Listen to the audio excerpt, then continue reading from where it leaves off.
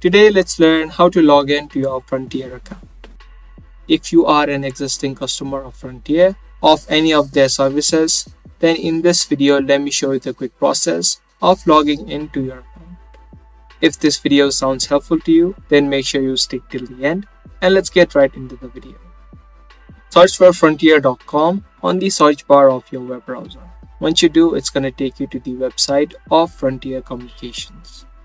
Now to log into your account, you can see an option called sign in/register on the top right.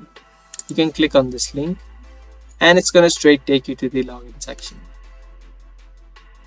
So in this first box, you need to type in the email address that you use while signing up for Frontier. Once you type in the email address, in the second box, also type in the password. If you have forgotten your login details to your account, you can click on the forgot link on the top for the email address and forgot link on the bottom if you have forgotten your password. And once you do, you can follow simple steps to recover either of those information. And lastly, if you want this device to remember your user ID, which is your email address, you can check this box and then click on sign in and you'll be easily logged in to your Frontier account. So that was a quick and easy process. I hope you guys found this video to be helpful. If you did, be sure to subscribe, share, and also give this video a thumbs up.